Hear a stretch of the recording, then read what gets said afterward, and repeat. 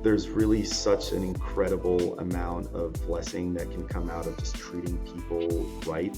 It's easy to want to focus on a pain point, but where you feel pain is not always what you're trying to solve. We have to be proud to put our logo on all of our work. And if we're not, we shouldn't do it. So if I go do really hard, scary things on the weekend, I come back to this thing and it seems pretty normal. I'm not going to die today doing this job. Being able to make mistakes, sometimes expensive mistakes, is important. And without the ability to do that, it's hard to learn and to take risks that can be highly beneficial risks. I feel like we just captured a breaking news moment. How did those sales go? What happens in that situation then? Tell us about it though. What does that mean? Why'd you get into that? How do you use it?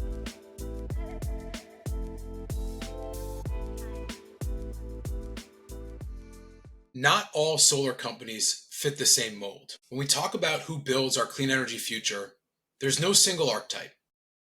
The industry isn't just environmental activists or aggressive door knockers. It isn't just tech enthusiasts or finance specialists, and it's not only blue-collar tradespeople or policy wonks. What makes solar such a dynamic and resilient industry is exactly this diversity of backgrounds, motivations, and approaches. It's a beautiful mosaic of people passionate about sustainability, technology, energy independence, financial innovation, and sometimes even taking on utility monopolies. This diversity creates fascinating dichotomies that challenge our expectations. Take Iowa, for an instance. When you think of the Midwest and renewable energy, your mind likely goes to wind turbines spinning across open plains. Iowa can generate over 60% of its electricity from wind on a breezy day, the highest percentage of any state. Solar isn't what typically comes to mind.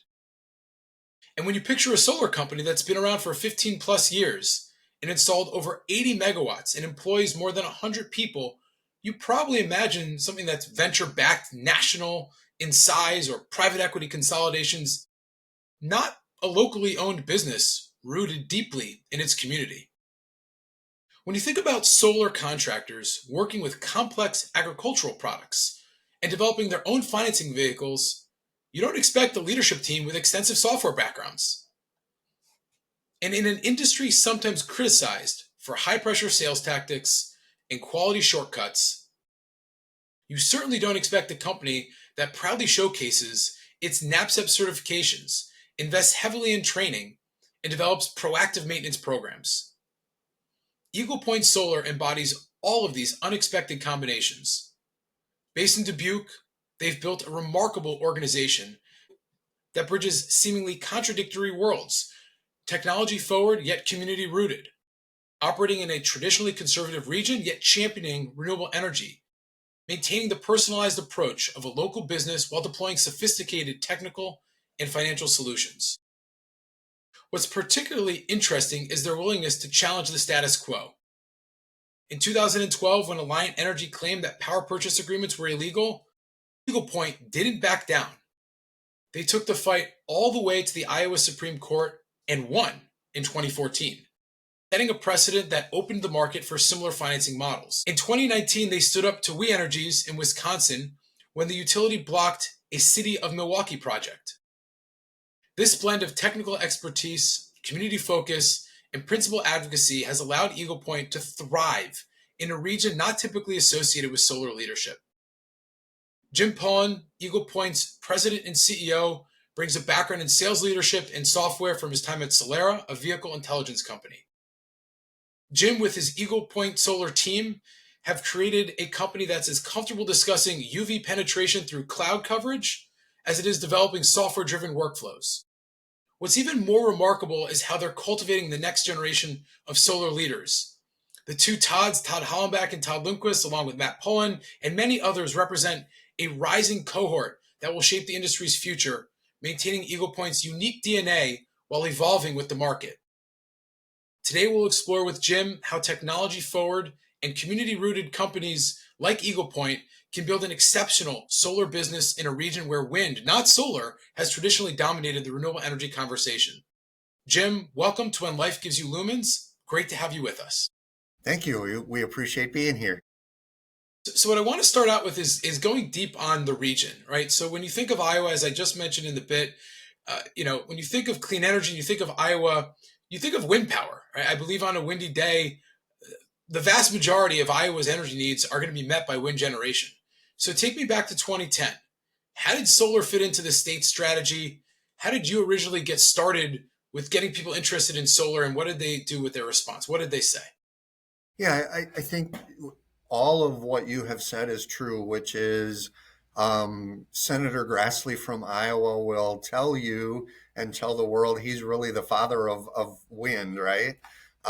He was pushing for federal incentives for wind turbines to be installed before I was in the solar business, so that's what we were known for. But there was always this group behind the scenes in the state of Iowa, I believe, that supported all forms of renewable energy. So the original founder of our organization here was very involved on the solar side, was very vocal, was very involved politically. So we were really started in the organization to say, you know what, solar is good and nobody else is talking about it. So it's our job to go out and do that.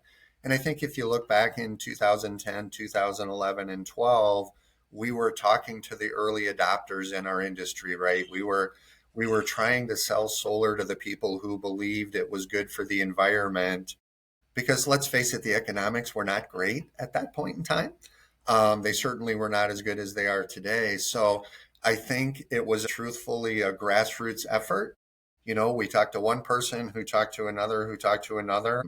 I think in 2012, 2013, I think we built a whopping 20 projects maybe. But it really was a grassroots effort to go out and start really singing the praises of what solar can do. That's evolved today. And I think we're beyond the early adopter stage now. We're really kind of mainstream, but it really started just with a grassroots effort of going out with a small group of individuals and knocking on their door and telling them what we could offer them. That's a fantastic story, and it shows the arc of the evolution of our industry. I want to go deep on one of the points that you said is you think we're already mainstream, at least where you are and what you guys do. How do you know? What are the signs that give you the indications that what you're doing with solar and your relationship with your community is mainstream? When you look at our sales effort, I'll focus on the sales effort here. Again, in the early days, we were selling to the early adopters. We were selling to people who were very sustainability minded, they were green minded, and it just so happened the economics were good. Why I say we're mainstream today is we have a mixture of reasons why people buy solar from us. It's not only the sustainability side. There's a lot of people that purely buy solar because the economics are really good for them to manage utility bills and those types of things. There are still a lot of people who still buy because it's the right thing to do for the environment. We talk about farms, we'll talk a little bit about them. They have their own reasons for buying solar. But at the end of the day, my statement on why I believe we're mainstream is we no longer have a very small pocket of consumers. We have consumers across every political spectrum, across every profession. So it's no longer, hey, did you see the guy down the street installed solar? He must be one of those guys that wants to save the world. It's like everybody knows somebody who has solar, and therefore it's really just become kind of mainstream. I remember hearing a story similar to what you just said in Texas, where the early days of Texas, anyone who went solar would put the solar array on the back of their house, not the front of their house, because you don't want the optics of aligning with maybe one political party versus another. So they're very proud of the economic benefit. And when there was a classic Texas blackout, they were the house that had power, right? Yes. But no one knew how. Even if it wasn't the right place to put solar, it was on the back of the house. Honey, we're not putting it on the front of the house. We're not one of those, But hopefully it is becoming above any specific party or cause. And so it sounds like it's hearing that from Iowa. Well, and I think the beauty of our industry, which I've been in other industries, but the beauty of the industry that we're in right now is you really get the best of both worlds, right? I think we've proven you can build a viable business. The economics for the customer is good, but at the end of the day, it's still the right thing to do. I think we all want to protect the environment, right? We all have levels of commitment to that statement, but at the end of the day, our industry is a little bit unique in that the business side of it is good. And oh, by the way, it's really the right thing to do. And there's really not a downside to what we're doing. And I think that is a little bit unique, and that helps us to move, from early adopters into being more mainstream, because it's just everything about what we do is generally good. You get all of the good things and not a whole lot of bad. Yeah, I often think of the arc of human civilization, especially the industrialization periods of the last few hundred years. And I feel quite unique and special that we are benefited at this point in history where the next wave of industrialization and economic opportunity and transforming the world actually aligns with doing the right thing. Or you think about like the coal industry and the unlock that that provided with railroads, and you think about the auto industry and the rise of all the latest industries, how many of them aligned with saving the planet? Yeah, yeah. It's a pretty unique moment right now, I think, in our human history. Agreed. And again, I think we're unique. Somebody told me once, doing the right thing is always the right thing to do, but it's not always the right thing.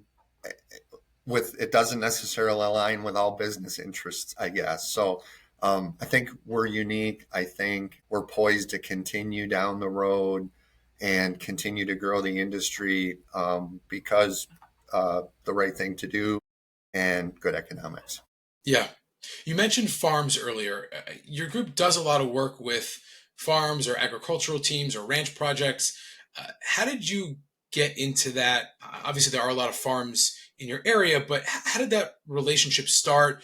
Was there any connections with USDA grants or incentives, or how did you guys create that niche?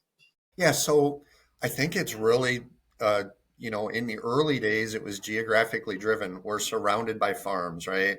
So Dubuque, Iowa, for those who don't know, is right where the states of Iowa, Illinois, and Wisconsin meet on the Mississippi River. We are in the middle of farmland. We're surrounded by farmland. Iowa's economy is driven by the farm economy. So at the end of the day, I think the beginnings were, hey, there's a whole lot of farms we could go talk to. We also know that farms use a fair amount of energy, especially when you talk about, a hog farm that needs ventilation and they need feeding mechanisms. All of those things are energy intensive. Dairy farms with milking equipment are very energy intensive. So you have a group in the farm community that, number one, just naturally are very good stewards of the earth, right? They have to manage their land. They understand managing air quality, all of those things. And then again, they look at the economics of farming, and energy can be a pretty substantial cost. So it's really a natural fit for the farm because we can come in, we can help them with their stewardship of the earth. We can help them save money. And at the end of the day, honestly, some of the farmers will look at what we do and believe that we can have an effect, enough of an effect on the cost of operating the farm that this family farm will survive, right? Family farms are struggling in some cases, and we're helping them manage their cost, which may allow this farm to get passed down to another generation and another generation. So we do a lot of work in the ag industry. And again, we get all of the benefits that benefit the customer, the farmer, to be able to accomplish what they want. Today, we have the benefit of the USDA has a Rural Energy for America program, or REAP as we know it. And it does allow family farms to apply for a grant to cover up to 25% of the cost of a solar installation. That has helped a lot because obviously it helps the economics. And again, I think when you look at family farms, they're struggling and we want them to survive. So I think the investment in the REAP grants at the federal government level is a good investment, but it certainly makes the economics better. As an installer, there are some downsides in having to deal with the grant, but it's well worth it for us, and it certainly has increased our business in the farm market. Speaking of mainstreaming, are you at a point where farms are contacting you when they're ready? And another way to frame the question is, someone said to me once, roofing and HVAC is bought, it's not sold, right? When do we get to a point when solar is bought, not sold? So back to the question about farms, are you seeing that inflection point there as well? You know, the answer is yes, in a small way. We have a very active, vibrant marketing department here. We also have a very lucrative referral program for our customers. So if you look at our farm business, a lot of our farm business is referrals. So we meet with a farm, we do an install. They discover what we told them is true. They see the economics, they see the benefits, and then they refer us to the next farm down the road and the next farm down the road. So I would say a lot of our farm business today is referrals. We're also, again, very active in marketing to farmers. We attend their trade shows. We do a number of things. But occasionally we do get farmers who call and say, hey, I want to talk to you about solar. I think we're fortunate to have the brand recognition, so we do get some calls. All of our sales teams and our construction teams run around in branded vehicles. So especially in the farm market, when they see, a strange truck running down the gravel road, they look at it and it's like, oh, that's Eagle Point Solar. I was going to give them a call and I forgot, so now I better call them. So it's a little bit of both, but I think it's a lot of referral business. Well, you've put in the work over a long period of time to generate that reputation and that referral. So that's fantastic. Yeah. I know on your website you guys talk about a variety of things, so I certainly recommend the listeners here to go in to explore Eagle Point's website. One of the things you talk about fairly proudly is your battle with utilities, which I think is unique. Just to recap, right? 2012, Alliant Energy says that PPAs are illegal, and there was a lawsuit filed against that, and you took it all the way to the Iowa Supreme Court, and you won in 2014. You had a similar playbook, 2019, with We Energies blocking a city of Milwaukee's project. You filed a lawsuit against them, and I believe you won as well. So where does this come from? Like, what about you guys, want to lead in this way, take on these battles, and also publicize these matters? Yeah, I think if you want to reduce it down just to the very basic, I think this is a right versus wrong argument, right?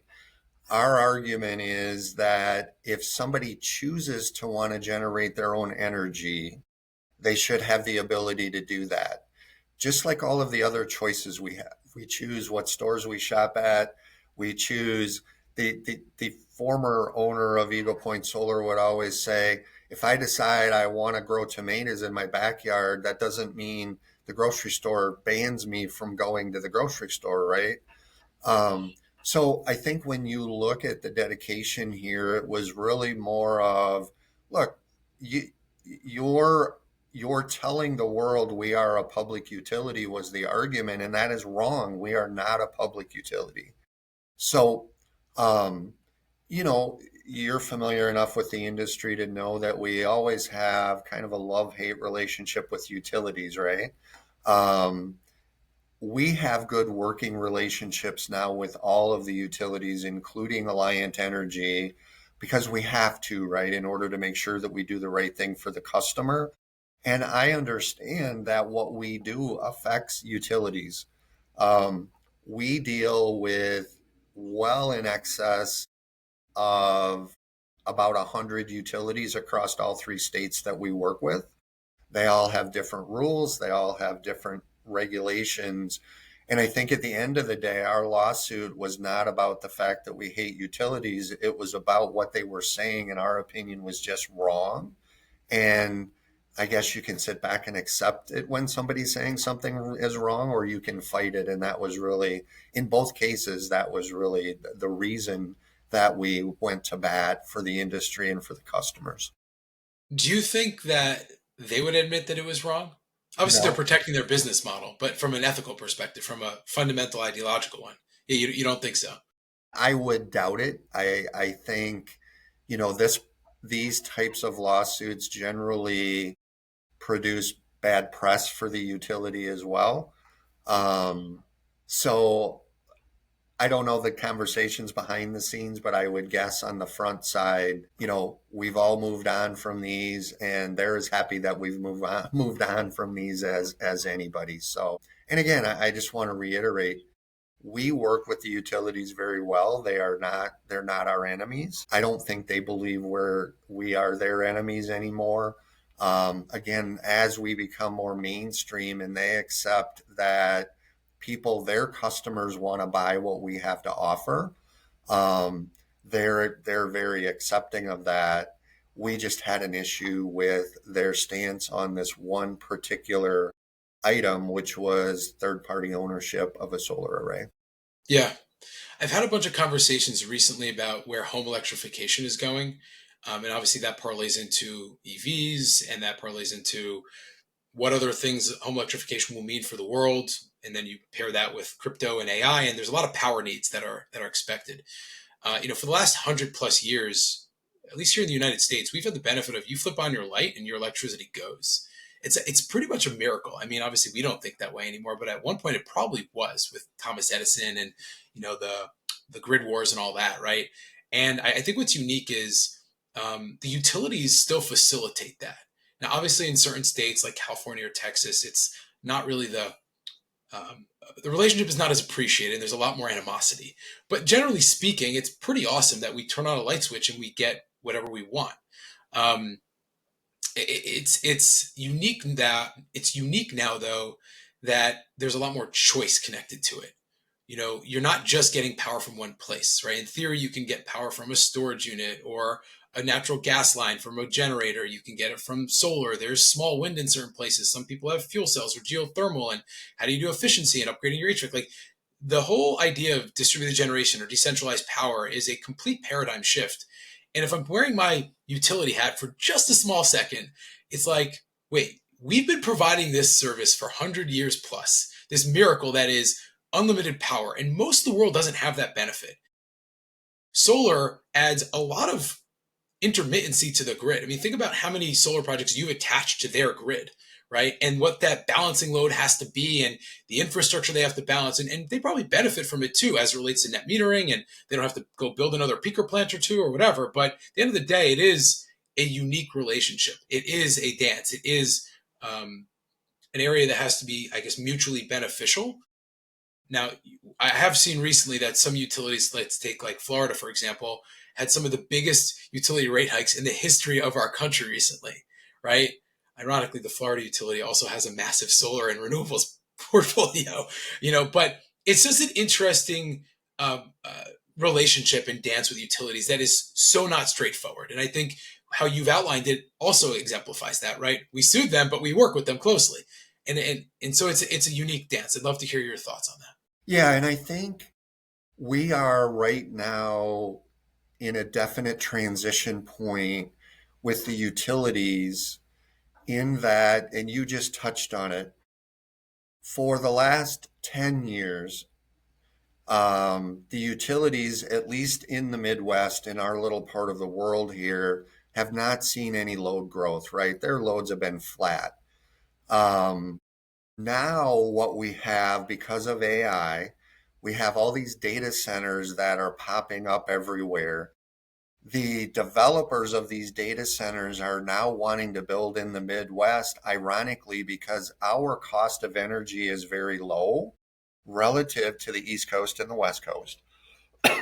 And the data centers are very energy intensive businesses, right? They're a big building full of machines that do nothing but suck energy. So the utilities in our area now are discussing the fact that they are anticipating seeing load growth over the next 3 to 5 years that might be 35 or 40%. And they have never outside of the industrial revolution that you mentioned earlier, this is not a scenario that they have dealt with. So they are really looking at how are we going to service the load, because of what you said is true. We're pretty used to when we flip on the switch, the lights come on. So I think the relationship between our industry and the utilities is going to change, and I'll say improve, because we will make the argument distributed generation is a good answer to the load growth. It's a way for us to help keep rates low, because what you see, as you mentioned in Florida, is when a utility has to invest in more generation assets, which they have to generate more power, right? Somebody has to invest in a generation asset if we're going to generate more power. Well, the idea here is distributed generation brings some unique cost savings. You don't have to get the power from point A to point B. You don't have to build a new gas plant. So what we're anticipating and what I see happening is the relationship between our industry and the utilities becoming more friendly, if you will, because I think at the end of the day, we're all going to have to work together in order to be able for all of us to say 5 years from now, everybody can still flip on the switch and everybody has lights, and we're able to power the data centers, and we're able to power all of the manufacturing capacity that hopefully is coming back to the United States. So I think it's a very interesting time, and I think it's a time for our industry and the utilities to say, if we work together here, the outcome for the customer is going to be better. Yeah, the utilities, I understand when we take a customer, we take some revenue from them. But at the end of the day, when the load starts to grow, they have to be able to support the load as well. They also have to be able to manage their rates. So I think it'll be an interesting next 5 to 10 years. I think the relationships will get better. And I think we will work together to make sure that the customers still have the energy they need at a rate they can afford. Agreed on all that. Let's dig a little bit into your background. So I'd love to hear how you ended up in solar. I know you have various backgrounds with leadership and sales and software. So I'd love to hear your story of where you started and how you got here. Sure. The first professional position job that I had was actually with a software company here in Dubuque. Ironically enough, the name of the company is Eagle Point Software. There is no relationship between the two companies, other than if you look at our company today, we have a whole lot of people who work here that worked in the software business. But I worked there. We were a small startup, privately owned organization. The goal was to take the company public. This was back in the kind of the dot-com era. I was there for, I don't know, 5 or 6 years. We made a public offering. The company grew. I think when I started there, we were about 30 people. At the point we went public, we were about 350 people. We worked really super hard. We had a vision. We had a goal to be public. And I think that experience has stayed with me forever, because I was very fortunate to be part of that organization, which was probably the best training I would ever get on how to build a business, good things to do, not such good things to do in some cases. But we made a public offering, and ultimately the company got split up. There was a group of us went one direction, another group went another. But at the end of the day, that was really honestly kind of what molded what we are here at Eagle Point Solar today. So between then and when Eagle Point Solar, when I came to Eagle Point Solar, I had a couple of small businesses. I was actually working for, you mentioned Solara, they're a fairly substantial international company. I worked for them running one of their centers here near Dubuque. And it was just a bad fit for me. I'm not a big company guy. That's not the way that I operate. But I ended up leaving there, and needed a job, to be very honest with you, and was kind of burned out with the corporate world. And I walked in to try to get an interview at Eagle Point Solar, and my goal was, hey, I just want to come in as a salesperson because I have a sales background. And I was very comfortable that I understood the sales process well enough that I could sell solar. Didn't know anything about the industry, knew nothing. All I knew is I wanted to get a sales job. I wanted to sell. Just leave me alone. I don't want any responsibility. Um, so I wasn't here very long where I did what I always do, which is I started making suggestions to the owner, and he and I got to know each other pretty well. He started to see, the value of having a sales organization. So he talked me into, being the sales manager and trying to hire some people. I immediately went back to people I worked with at Eagle Point Software that were friends of mine. The first couple of sales hires came from there. And honestly, we started to put together our sales process. We went from really selling nothing. I think in the first 3 years, there were like 6 projects sold. And then we built the process, and it just really honestly kind of snowballed from there. I just happened to be here longer. And I think, like I said, when I walked in, I wanted nothing to do with management. And somehow, 15 years later, I'm in the CEO chair. And I sometimes wonder how the heck this all happened. But um, all we really did, to be honest with you, was we stole the model from Eagle Point Software, that we saw a company grow from a little local company in Dubuque, Iowa, in the technology industry that made a very successful public offering. And we really just kind of applied the same processes and things in the solar business. And fortunately, it worked the second time. It's an awesome story. We have a debate at Scanify often around client-facing people in terms of, and actually just all of our people, right? Does it make sense to hire from the industry and train them on software, or does it make sense to hire someone who has software experience and train them on the industry? You've obviously made a success of taking software people and training them on solar. I'd love to hear how skills or practices or camaraderie, teamwork, any of these facets that overlap between the Eagle Point software experience and the Eagle Point solar experience. Yeah, I'm a believer no matter what you're doing. So whether you want to be a salesperson or you want to be in a leadership role, in my opinion, sales is sales and the process is the process, right? And if you understand the process and you have a process in place, you can apply that to sell any product that you want. The process we have in place, although the exact steps are not exactly the same, to me, the sales process is pretty simple. Find out what the prospect's looking for, what do they want? More importantly, what are their needs? What do they need out of this? The second one is, do I have what they need? Do I have what they want? If so, I need to tell them how what I have is going to fix their problem. And the third piece is pretty easy. Are you willing to buy it from me? If you break the sales process down into that basic, I can apply that to selling anything. I can apply that to software. I can apply it to selling vehicles. I can apply it to selling GPS units. I can apply it to selling solar. So the one thing that I'm a firm believer in that I think helps us a lot in recruiting, because there are not a lot of people historically that had solar experience, right? We were on the front end.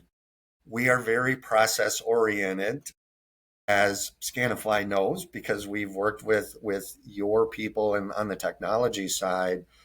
And I think in our industry, you have to be process oriented, because as you hire people, if the process is in place and you hire people who will adopt the process, you can teach them the industry knowledge. Solar's not rocket science, as they say. We can teach the actual knowledge. What we need a process that we can bring just about anybody in and plug them into the process. And I think that's been a real benefit to us, to be able to bring people without any solar experience into the industry and have them be very successful on our team. That's awesome. It's probably a lot of fun to have these colleagues here for the next the next journey as well. I met some of your former colleagues, and it's a fantastic group. I know that Eagle Point Solar is a bit of a family business for you guys as well. We are big fans of Matt, and there's others. I'd love to hear what that means to you. Yeah, it's interesting, and this is something that I'm proud of and makes me feel good. It's not only my family. Um, Generally speaking, when we are looking to hire, and if you look through history and even today, we generally don't have to go out and beat the bushes for people because our current employees will say, "Hey, I've got a brother," or "I've got a friend," or so our current employees bring friends and family to our operation and say, "Hey, I think you should want to work here," right? Not only my family, I have family members here. We likely have, I'll say, a dozen to 15 other families that have multiple members of their families that work here. We also have a huge chunk that have friends and former coworkers that work here. So I'm proud of that because we have tried to define our culture and not allow the culture to define us. And I think you get people who are internally recruiting will recruit people to fit into the culture because nobody would tell their friend, "Hey, you should get a job here," if they didn't like it, right? So culture is a big item for us. Culture was a big item in the software business. It was what caused us to work, 10 hours, 11 hours a day when we were trying to go public. I think it's what causes us to be successful here today. And very honestly, not everybody is successful in our culture, but we don't get a lot of recruits that um, don't understand our culture. They know what the culture is because they're being brought here by people who have already experienced the culture. How do you nurture that culture, and who is responsible for that? Um, we have a vision. So if you come and visit us, you'll see that the printed version of the vision sits on everybody's desk. The big portion of our vision is to define the culture. Um, and I think the culture naturally it cultivates itself. So in the early days when there weren't very many people, it was myself and the rest of the executive team attending social events. We're a very social company, right? I want people to be happy to come to work, and I want them, work is work, right? And not everybody's going to be happy every day. I want them to be happy. I want them to be satisfied. I want them to be able to feel comfortable saying, "Hey, can we sit down and have an adult beverage at 5 o'clock? I'd like to talk to you about this." So in the beginning, I think that's the culture that we drove because that's the culture that caused us to be successful in other businesses. And now it's interesting. It just gains its own momentum, right? So now those conversations at 5 o'clock, 6 o'clock, 7 o'clock at night, um, when those are happening among employees, they're happening among employees and maybe middle level management people. So the culture is really kind of sustaining itself at this point. But from a leadership perspective, we always want to foster that culture, right? So if we see some signs that, some group is unhappy, there are things happening, there's no social events going on, then we want to step back in and make sure that those things happen. Because I think the social side of work is very important to any culture, and I think it it helps us not only recruit but retain. I like to describe to our team that each person influences culture. It's kind of like an ever evolving organism that is consistently folding and molding within itself. And every person that comes and goes can influence that in some ways small, in some ways big. I imagine too, with you guys having a handful of people at all different ages and backgrounds, that each person brings something unique, but it's also important that people have that outlet at the business. It is, and I think we also have a lot of examples of people who started here in a job. I'm probably a prime example, but I'm not the only one. Multiple people who came into our organization, might be their first professional job. We've got a good relationship with the University of Wisconsin-Platteville, who has a renewable energy program. So we get some people from there, but there's also opportunity that we can show, where somebody started doing this and now they've done this and this and this, because as we've grown, you can't grow a company all by yourself. I honestly, in a lot of cases right now, I try to stay out of the way, because if I stick my nose in, into some of the things we're doing, I just mess it up, because I'm far enough removed, and the teams that we have in place are just really good at what they do. But when you think about the variety of people, because you're correct, we have some old people like me, and then we have a lot of younger people. And I think that is to our advantage as well, because we have people who think differently. We have people at different levels of comfort with technology. We have a lot of people who are very passionate about what we do. You've worked with one of them on your technology. Those are the people that drive our business. And again, a lot of it is, as the leadership group at the executive level, it's just stay the hell out of the way, to be honest with you. And sometimes that's hard, because we all have egos and we think we're important. But I think a lot of our growth has to do with, we really get just a lot of thought about process and let's make this right. We get it from internal, and to me, that's the best way that you want to make this happen. Well, I appreciate the honesty, and I can, as a testament, given the relationships we've had with some of the people you're alluding to, fully back you in that you do empower your team to grow into the best versions of themselves and to evolve. And I think it not only benefits you as a company, it not only benefits these individuals in their personal and professional growth, I think it probably benefits your customers. And that, I think, is one of the most unique aspects of your organization. I agree. I think you get a much better result for the customer, right? Um, Sometimes it's difficult. You're going to have people who make decisions that might not be the best decision. Me included. Everybody makes, some mistakes along the way. But at the end of the day, it's those mistakes that really cultivate everybody growing and getting better. And very honestly, the people that you have interacted with will testify that I will look them in the eye and say, look, I've made more mistakes than you'll probably ever make in your life. And look at what happened, right?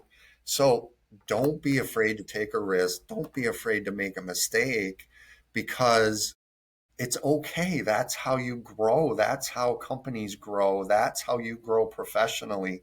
That's how the United States has grown, right? We made a lot of mistakes along the way. So one of the things from a leadership perspective, when you have a group of young people, is to convince them it's okay to make a mistake, right? You're not going to get fired if you make a mistake, likely. It might not be a fun conversation, but at the end of the day, let's learn from it and let's move on. So, again, part of the culture that we try to have here, but we have seen phenomenal growth with a number of the younger people who have joined us. That's awesome. That's awesome. And it's not common. Most of the companies that I interact with are incredibly hierarchical, and you can see the lack of empowerment from middle managers on down. And you guys have reversed that, to your credit. Last question. I don't know if you know this, but you guys were our sixth customer and our first real material one. Any thoughts going back, over 5 years now, on your first impression of us and what this process has been like for you? This is an example of me staying out of the way. And don't take that the wrong way. I don't mean it in a bad way, but the relationship we have from you guys is a direct result of Matt, Todd Lindquist, the younger group that was in our engineering department. Their hunger for better processes, better ways to do things, us trying to say we got to figure out more efficient ways to do things. We got to bring down customer acquisition cost, all of those things. And them coming and saying, hey, we're looking at this Scanify thing, right? And we just want to try this, and we think this is going to be really good. And at the end of the day, us just saying, yeah, go try this, go see what it is. And then, Todd Lindquist in particular really biting into this and driving everything that's going on. So this is a success for our company with the relationship with you guys that, to be truthful with you, had very little to do with anything at the executive level other than us empowering the people to drive the relationship that we have with you guys. And my suspicion is you guys will have seen benefits from us driving the relationship, because we're a real user out there, right? We're giving you honest feedback. We've worked with you on certain issues that we've had, but to be honest with you, my impression was, hey, this sounds like something we should try, so go try it. And guess what? It worked. So um, that's really as involved as I have been. I obviously keep tabs on things that go well and don't go well. But it's a perfect example of I don't want to be in the middle of it because all I'm going to do is mess it up because everything is going really well. Well, probably a good lesson for all of us leaders. The key part is you're able to find great people and empower them. So I really appreciate you joining us. It is clear that your organization and your people are on the cutting edge of where this industry is going. You guys have always been, whether it's pushing the envelope with your earliest sales opportunities or building opportunities with farmers, beating up the utilities, but keeping them still as friends. I don't know if it's your software background or your exploration or who you guys are, but it's a real pleasure to work with you. And I just love your openness to new things. And most importantly, that you bring the best out of the people you work with, both internally and externally, like with us at Scanify. So thank you for everything. And we're excited to keep working with you guys. No, I appreciate it. We certainly appreciate the relationship we have with you guys. You've become kind of an integral part of our processes. So your tools will certainly be, part of what carries us through the next decade and 20 years and 30 years. So we appreciate that. And I certainly appreciate you in the conversation we had this morning. Been fantastic. Thanks for everything. You're welcome. Thank you.